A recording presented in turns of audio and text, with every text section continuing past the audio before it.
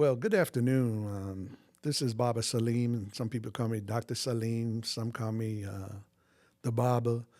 But I'm here today as a part of this podcast, which we pray will become a documentary, to talk about some of the experiences that many of the brothers and sisters who have come back from long prison stays after they have received this restorative justice training that my wife, Mama Ivy, and I had provided for the DC government.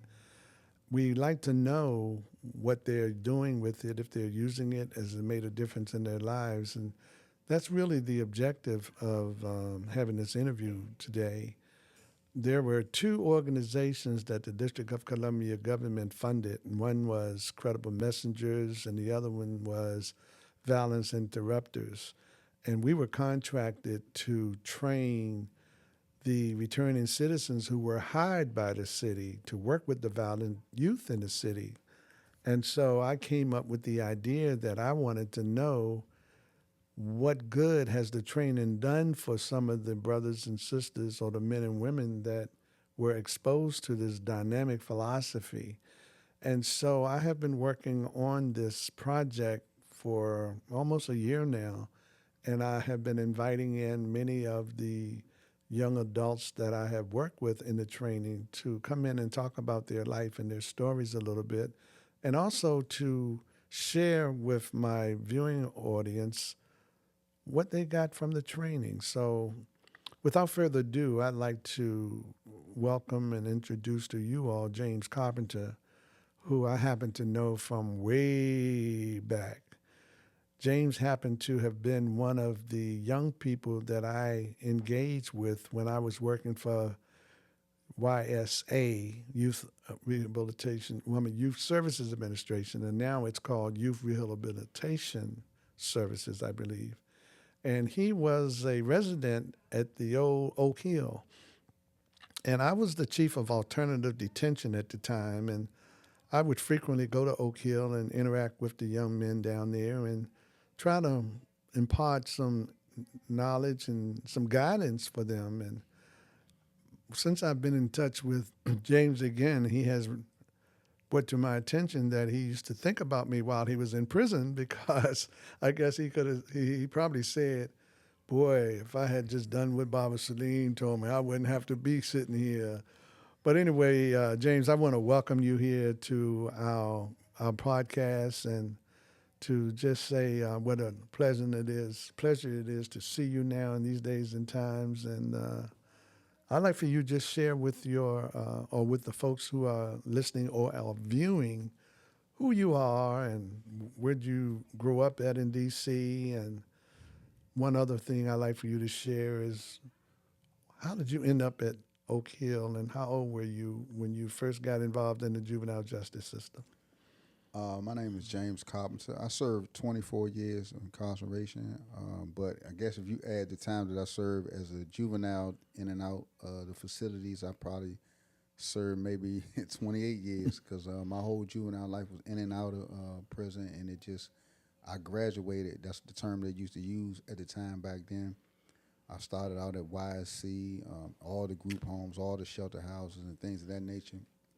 And I just be remiss to just not acknowledge your work that you've done back then because I mean there's no way you probably could have known the impact that you had on that class that you taught with Miss Phillips, just exposing us to different things, different books. Like I told you, Gil Sky Hearn, I would have never known who that was without you bringing that. Back then, I think it was like a CD player you used to bring in, and we used to listen to Message to the Messenger. Message to the Music was my program. And we used to listen to that music, and it wasn't. We were into gangster rap at the time, but you exposed us to another element of music. You know what I'm saying? Our history. Just exposing us to that. So I always thought about you, and when the federal system came up with a way that you can order music, I ordered that album. No kidding. Yeah. Gil Scott Hearn, just having that stuff. So and just all the books that we read, the discussions that we had. I mean, even to terms of diet, I remember you talking about how did you ate and stuff like that, and foods that you didn't eat and things of that nature. Always was on my mind. How young you always look back then and stuff like that. You know what I'm saying? And used to wear African garb sometimes and things of that nature. So just how you stood out as a man in that time, it gave me, some way to see someone that didn't just like follow the norm of what was going on. So it was just something that always stood out to me. That's interesting for you to say that because there were a number of years, maybe back in that time, when I made a decision that I was no longer going to represent the European culture, that I realized I had traveled. With my time, I probably have traveled to other African countries since then, but I think back then I had gone to Ghana, and that was an eye opener for me. And from that very time is when I started wearing African clothes. And even though I'm in my dress down stuff today, I just took this kufi off because I always want to represent our culture. And that's something that I'm trying to convey to the young generation now is that you all got to know where you come from, your history, and you will automatically carry yourselves in a different way if you know who you are and what your culture is, because it's such a rich culture and history. But I know that you had been through a long prison sentence, or should I say, a long time in prison. What was it that was happening to you as a youngster? Did you have a traumatic experience as a kid? What was your childhood like back then, James? So when I met you, that was 1994, and I think that just I grew up in the most traumatic experience I think that happened to me that was when my father died from cancer. I think he uh, got cancer from Agent Orange in the Vietnam War, something like that. How old were you then? I probably was like 9 years old. Wow. But my father was like real big on education. My mother too. My mother had a degree in early childhood development. So my sister and I, we were exposed to reading and stuff like that in our household. My mother had got us encyclopedias. Somebody was coming around, so we had access to all types of information in our household. And then when my father passed away, that kind of like put a lot of pressure on my mother because she was from North Carolina. She was in D.C. She came here because of him, and it's just like that was the era when the crack came and all that stuff. Right, And right. I mean, we didn't really know we were poor at the time because everybody was basically under the same conditions. But it probably was like the last remnants of a community because I could come home from school and anyone in the building, house I can go, apartment I can go in until my mother got off from work and stuff like that. The neighborhood, we could stay on the front all night with the adults in the summer and things like that. It was just we would organize. They would organize like trips to amusement parks and stuff like that. But once the drugs hit, that whole community just evaporated. It was like everyone for themselves, and it just went downhill. And my mother, she dealt with substance abuse herself, and just trying to raise three kids in that situation, I kind of like went towards the streets. Well, your story is not an uncommon story. If No, you and I know while you were away, you probably talked to many of your fellow inmates, and you all had similar kind of backgrounds. definitely. And I think it was somewhat designed that way. And that's one of the reasons that I'm doing this, James, because I want people to really understand what happened here in D.C. and not only in D.C. but other parts of the country where this mass incarceration came about as a result of the crack cocaine epidemic and how that was by design. And so that's very interesting for you to be able to share that kind of insight because when you look at your life from there, how old were you when you picked up your first adult charge? So I was charged as an adult, but I was actually a juvenile. I was 17 years old when I was arrested, and that put me into the adult criminal justice system. I like right now I'm a mentor. I'm a credible messenger, and one of the things how when I first introduced myself to some of my youth, I explained to them like how I asked them like when was the last time you had a year straight on the street since you got arrested, and a lot of them had the same similar story as I had. It's like you just go in and out of prison, in and out of prison. Not never been on the street a year straight. You know what I'm saying? And I explained to him, I was like, the last time I had a year straight, you know what I'm saying? Or the first time is now, like as a grown man. I'll be trying to explain to him, like all our lives go through that same trajectory once you get exposed to that criminal justice system. It's just like once you in it and the grass growing, you're just constantly in and out of prison, especially as a juvenile, until you graduate. When you graduate, what does that mean? I mean, you get exposed to the adult system where you have adult consequences, where you can actually get a life sentence. Possibly depends on the severity of your offense. So that's what happened to me. I was charged as an adult, convicted, and I was sentenced to 57 years to life. And if it wasn't for the change of law that my sister advocated for, and so many others in D.C. advocated for, I wouldn't be here right now. Isn't that something, man? I just want you all to know that I'm talking to James Carpenter, and this is a podcast. I was going to title this Living for the City Reboot because I had a talk show on WPFW once, and I was thinking about bringing it back. But I'm just going to use this format as an opportunity to share with the viewing audience the power of the philosophy and training that we had provided to many of the young women and men that came home from prison from long stays in the prison system. We had opportunities with the city, as I had said when I opened up, to train them in restorative justice, which we have a balanced approach to it. And that is the reason I brought James in here today, is to talk about a little bit, James, of we met again, and that was such a wonderful experience for me to see you again and to think about when I met you and that you were in my class. How did that training impact you, and have you had an opportunity to use it since we were together during that time?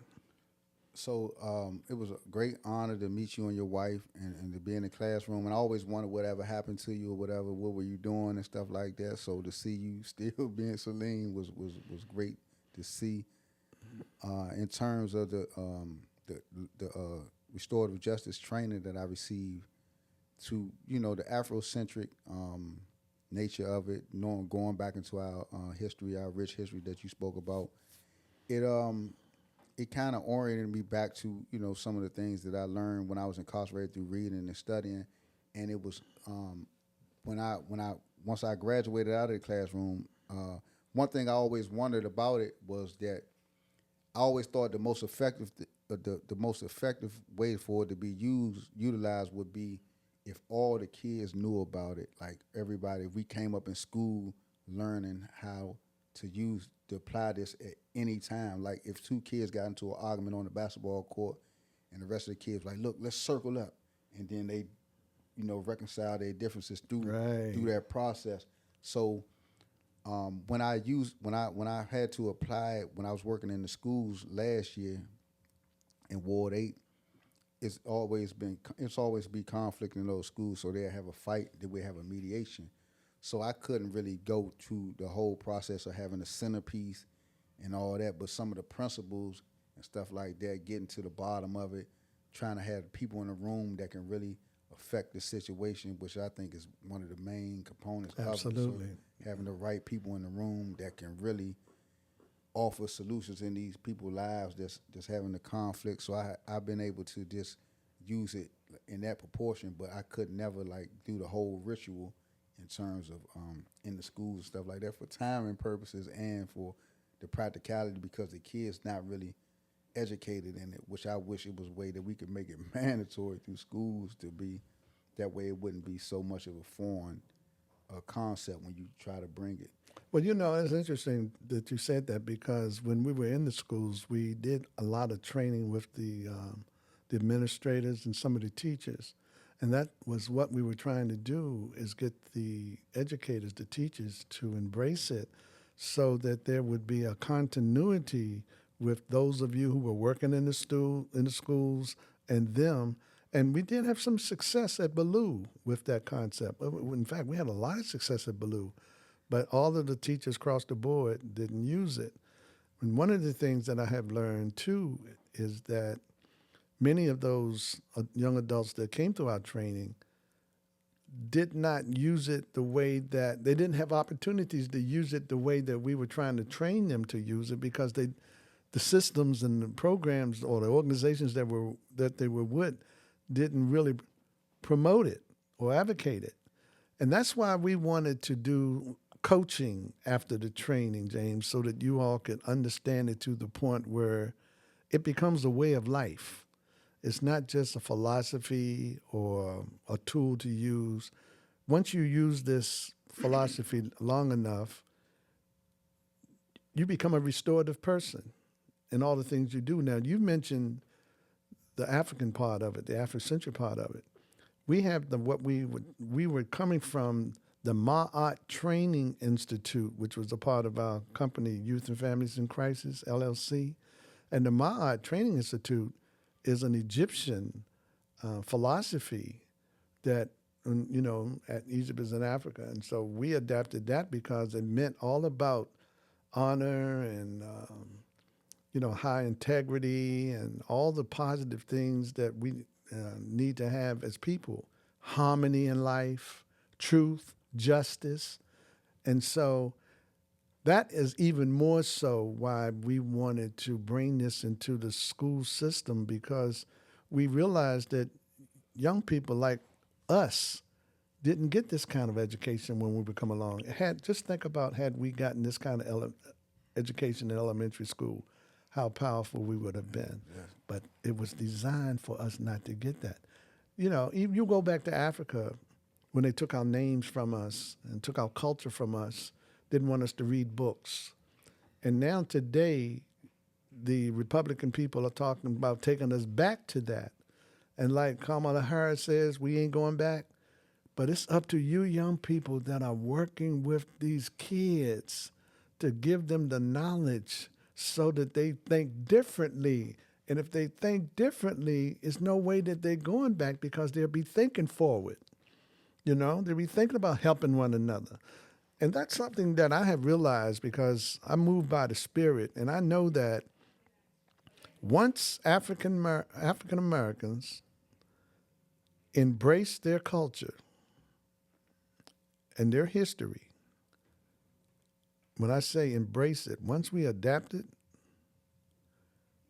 they won't be able to do anything to us anymore, because our ancestors will kick in and help us fend off of that stuff. And I may sound a little off base sometimes when I had talked this, but when people I know that are consciously aware, and you understand what I'm talking about, right? But that's what we have to do. So you're telling me that you have been able to use it to whatever way that you have a given opportunity to, and I think that's a wonderful thing.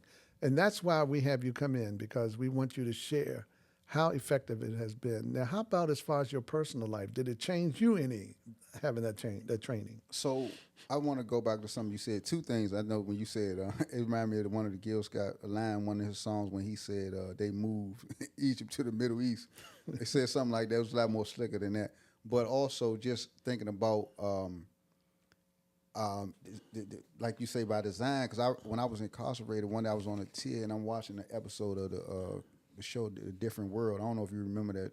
Oh, that yeah. show. That was one of my favorite programs. So I'm watching The Different World, and I seen this episode when I was a kid, but I didn't. And I'm looking at it as an adult, a lot more conscious. And I done been around like all types of people, like Dr. Matula Shakur, all these type of people that gave me books and stuff like that. So I'm watching this episode of A Different World, and on there, the girl was mad. One of the girls, they was sad because they was gonna put her out of the school because she was going to the school. She wanted them to divest from South Africa. You see what I'm saying? Mm-hmm. Like they was so her scholarship was being paid by a company that was doing business in South Africa. So it would have been immoral for her to stay in school under those type of circumstances.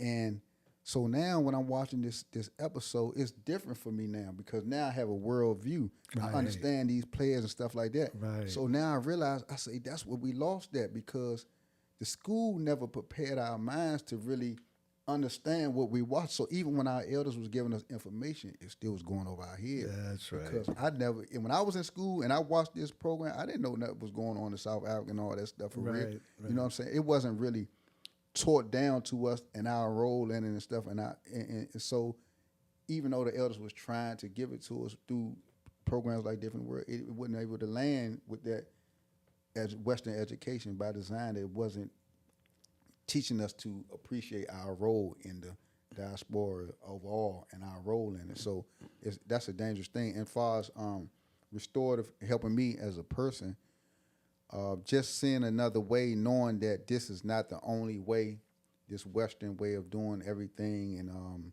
the so-called diplomacies and white lies and things of that nature, where that's the ethic is not the only way. It's another way to get to the bottom of certain things. We can do it with humility, with our humanity intact. It's not always have to be a winner and loser and revenge and all that stuff that has to be at the forefront of any type of negotiation and stuff like that. We can come from our humanity and, like you said, from our spirit. Wow. Well, we're going to have to wrap up. Unfortunately, by starting late, I could talk to you for another hour because there's so much that I know you can share. You have become a very wise young man. And perhaps I can get you to come back at some point and we can have another kind of a conversation. But this has really been a wonderful moment for me to have this conversation with you in these days and times when I think back to when you were a youngster and how far you have come and how much you have grown intellectually in terms of your consciousness and your awareness about, when you mentioned you have a worldview now. Yeah. See, we needed a worldview when we were children. Definitely. But now you have a worldview. And what is the thing now with me? I have an African worldview. And once you gain an African worldview, you will understand why it is important for us having our ancestry in Africa that we acquire an African worldview. So I'm going to wrap it up, James. I appreciate you coming out. Thank you so much, man. I Man, love you, man. man, Appreciate I you, thank man. you, You don't know man. how much you done for me, man. Man, Thank I'm you, going to man. just say, man, you don't understand what a pleasure and how thrilled I am to talk to you at these days and times. Are you happy to see me still in the work, man? Man, it's amazing, man. You still doing it, man. You give me hope, man, for real. Yeah, man. well, that's a good thing, man. I'm glad. Thank you, man. Man, I'm glad to see that, man. And we have to stay in touch, man. Always, you man. know. You know your number in my phone, man. I just, I understand. No, but I've relocated, but I'm here often, and I'm with the graciousness of Horton's Kids opening up this space for us to do this. This gives me an opportunity to come back in touch with a lot of the young men and women that I have worked with over the years here in D.C. Okay. So thanks again for showing up. And I used to teach all of y'all when I was coming in contact with you, and all the way up to today when I work with kids. The key to your success in life, James, like you did today, by showing up. Appreciate you, man. Okay? All right. Thanks again, man. God bless you. And I want to thank Kill for this opportunity here at Horton's Kids. And just keep on moving, man. Thanks, man. And I'm going to Appreciate close on this. Another part of your success in life is just embracing truth, patience with consistency. Truth, patience with consistency. Thanks again, man. Thank you, man. Peace and Appreciate you love. so Yes, much, sir. man. You just don't know. Okay. Thanks again. Bye now.